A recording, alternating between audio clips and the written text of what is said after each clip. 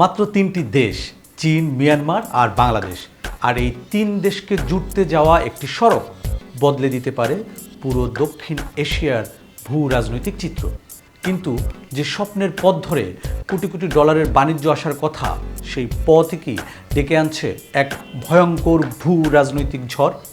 কেন বিশেষজ্ঞরা বলছেন হাতছানি যতই উজ্জ্বল হোক, সতর্ক না হলে চড়া মূল্য দিতে হবে বাংলাদেশকে। বেইজিংয়ে প্রধানমন্ত্রী তারেক রহমান ও চীনা প্রেসিডেন্ট শি জিনপিংয়ের বৈঠকের পর সবচেয়ে বড় আলোচনার বিষয় বাংলাদেশ মিয়ানমার অর্থনৈতিক করিডোর। অর্থনৈতিক যুক্তিতে এই করিডোর যেন এক আলাদিনের চেরাগ। বর্তমানে চীন থেকে কাঁচামাল আসতে সময় লাগে প্রায় 7 দিন। এই করিডোর চালু হলে সময় ও খরচ দুই কমবে নাটকীয়ভাবে। আনোয়ারার চীনা অর্থনৈতিক অঞ্চল এবং মোংলার শিল্প পার্কের জন্য এই রুট হবে লাইফলাইন।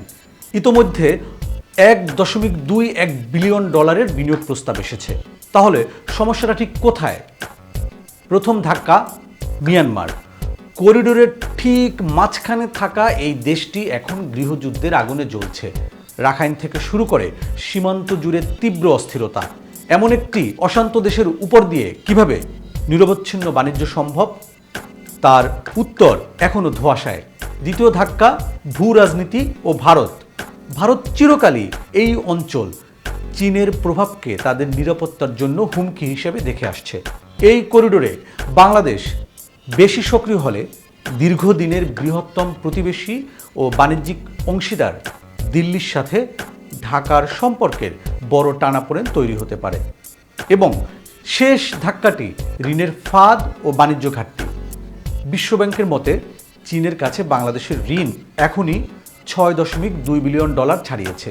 এই বিশাল প্রকল্পের ঋণের শর্ত ও সুদের হার যদি স্বচ্ছ না হয়, তবে শ্রীলঙ্কা বা পাকিস্তানের মতো ঋণের ফাঁদে পড়ার শঙ্কা উড়িয়ে দেয়া যায় না।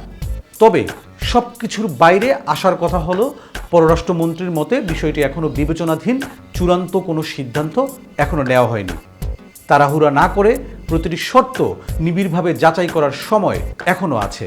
ভারত ও যুক্তরাষ্ট্রের মতো অংশীদারদের সাথে ডিপ্লোম্যাটিক বা কৌশলগত ভারসাম্য রক্ষা করে চোখ কান খোলা রেখে এই সুযোগ লুফে নেওয়াই হবে বুদ্ধিমানের কাজ।